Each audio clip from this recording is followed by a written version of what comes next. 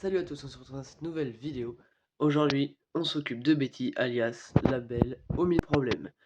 Parce que c'est une Chrysler, un PT Cruiser plus précisément, et elle fait très bien hommage à la réputation de sa marque, surtout des bagnoles de ces années-là. Donc il y a à peu près 20 ans, on va voir le nombre de kilomètres juste après. C'est une voiture qui sert tous les jours, et donc ça fait très bien hommage à la réputation de la marque, dans le sens où dans le général c'est assez fiable, c'est pas une voiture qui va où le moteur il va claquer en roulant comme un PureTech et c'est une voiture, on sait qu'elle va démarrer tous les matins. Par contre, ce qu'on sait aussi, c'est que c'est une bagnole qui a plein de petits problèmes. Rien de grave, mais au quotidien, c'est des trucs assez chiants. Toujours des petits problèmes et on va voir ça tout de suite. Bon, alors, d'abord, regardons ce que ça donne. Vous voyez, 225 136 km. Voilà, vite fait, ce que ça donne à l'intérieur. L'intérieur est assez sympa. On va commencer par les petits défauts. On va commencer par l'extérieur, on fera l'intérieur après. Alors, bon, premier défaut notoire, c'est la qualité de la peinture. Vous voyez, forcément c'est une bagnole qui a 20 ans et qui roule tous les jours. Donc il y a des éclats dans la peinture, il y a des griffes, des petits coups, vous voyez, encore des griffes. Et puis les pare-chocs, ils ont vachement terni tous les parties en plastique. Regardez, là on le voit pas trop à la caméra, enfin si là on le voit bien, la tête du plastique là par rapport au reste de la carrosserie. Alors le côté conducteur, en termes de peinture, est encore assez propre. Alors quelques griffes, quelques coups comme je viens de le dire, mais dans l'ensemble c'est plus que raisonnable. Par contre, le pare-choc arrière, on peut pas en dire autant. Entre la peinture qui s'écaille et juste le plastique qui ternit avec le temps. Alors, le logo est un peu abîmé aussi, mais ça c'est rien de bien méchant. Par contre, côté passager, c'est pas la même histoire. Vous voyez, ici, on voit pas bien à la caméra, sauf quand on met proche, mais vous voyez, tout le vernis, il a sauté. Là, pareil, tout le vernis en train de se décoller. Le toit, il est pas dans un meilleur état.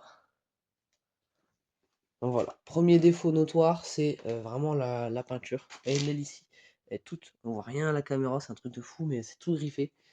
En plus, excusez-moi si la qualité de vidéo, comme là dans la dernière, n'est pas incroyable. J'ai pas encore récupéré mon téléphone.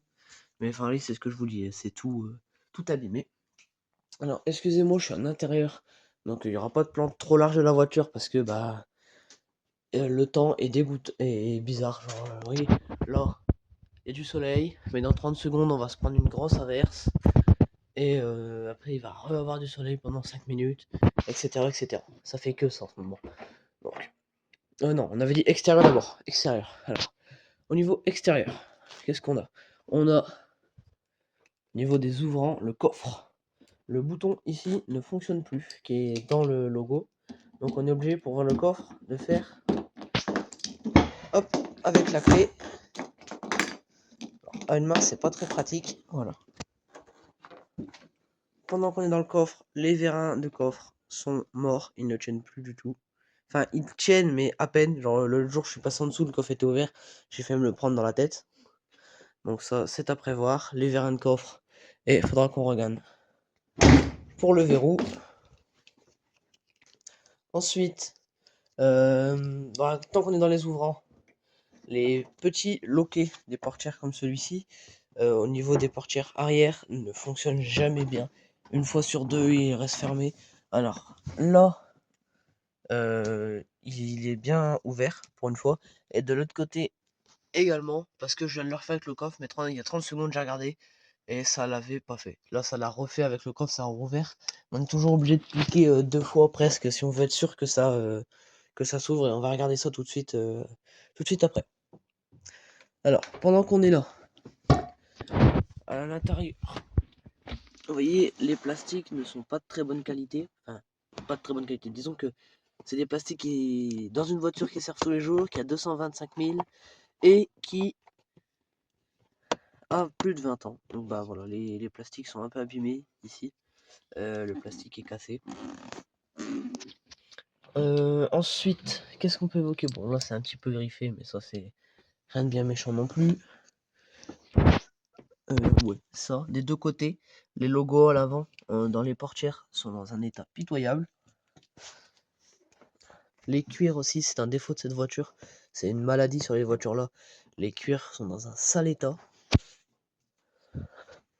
Et on a un problème avec le toit ouvrant. Parce qu'il s'ouvre, mais avant, on peut l'ouvrir légèrement comme ça, avec juste le côté arrière qui s'ouvre, ou carrément il se rabaisse et rentre à l'intérieur du toit. Mais ce système-là est cassé, il faudra qu'on gagne.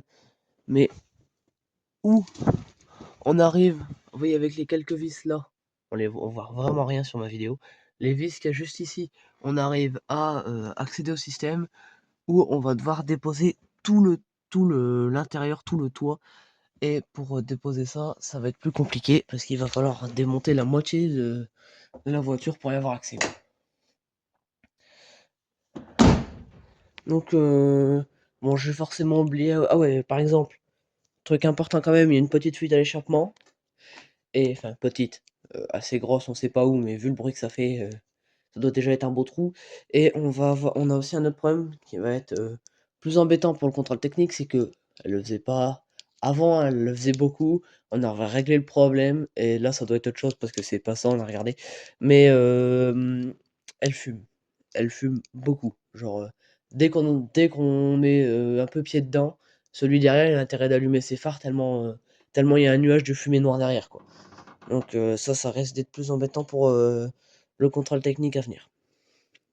Donc bon. On va commencer par se regarder pour démonter l'intérieur de la portière. On va se faire ça tout de suite. Voilà.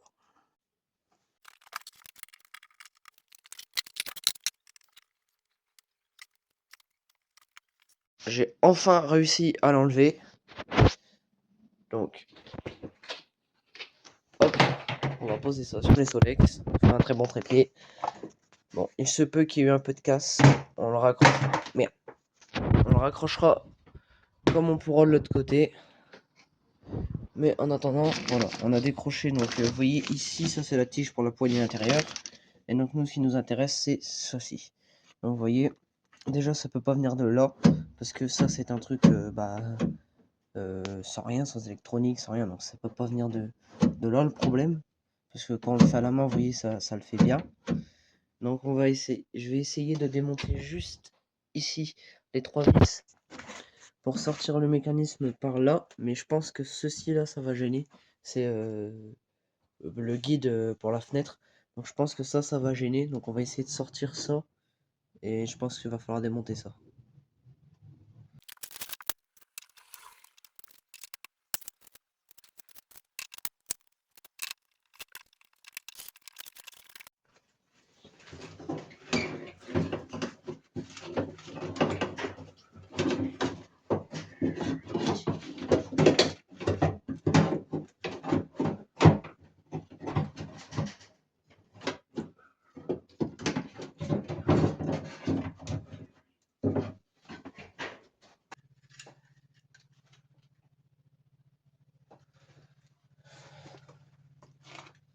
Voilà, ça c'est fait.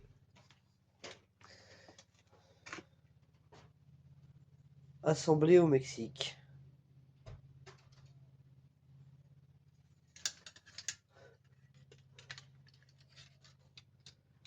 Voilà. Ce serait cette pièce qui est en faute. Donc c'est elle qui gère l'impulsion pour le déverrouillage. Donc celle-ci, elle va virer. Et donc bah celle-là, on enlève. On lui dit au revoir. On va essayer de voir si on peut la réparer, mais j'y crois pas. Et le téléphone qui ne refait pas la mise. Ah si, c'est bon. Et donc ça, on va le remonter. Donc ça va juste ici dans la portière. Donc bah il faut remonter comme mon père a besoin de la voiture demain. Il faut remonter ça là pour qu'il puisse fermer sa porte. Donc remettre l'étendeur, les trucs. L'habillage on le remettra pas, mais au moins par exemple le guide pour la fenêtre. Et donc ça pourrait être bien que s'il veut baisser la fenêtre, elle tombe pas au fond de la portière. Allez, on se fait ça tout de suite.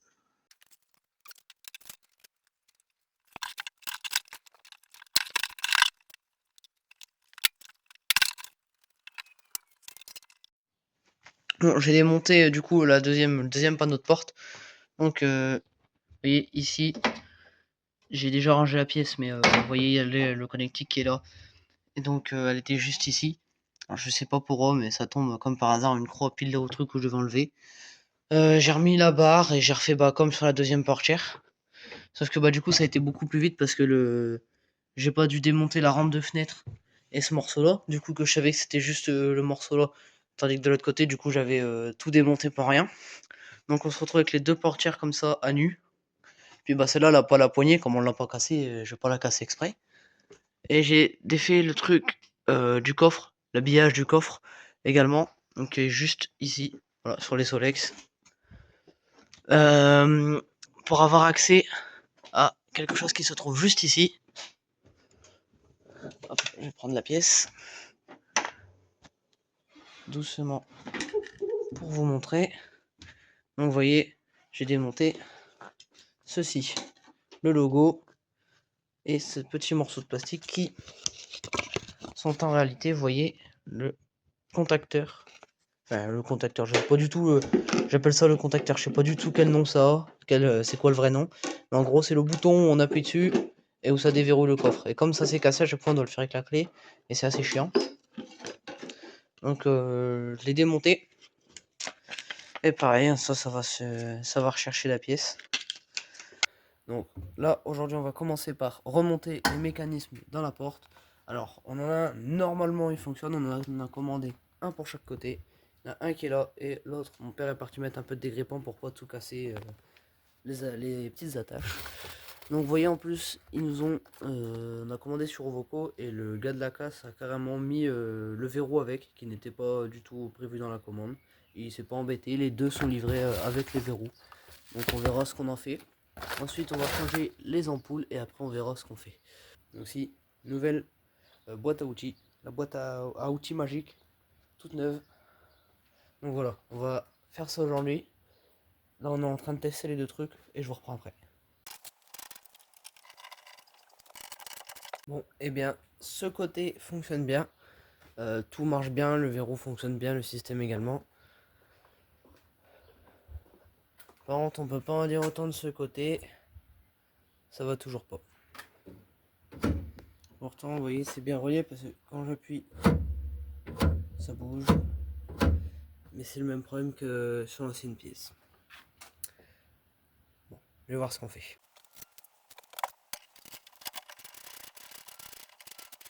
Bon, eh bien ça va être tout pour ce premier épisode. On a une porte sur les deux de fait. Là-bas, j'ai quand même remonté la poignée et la barre. Ici, tout est fini. Ce côté, voilà.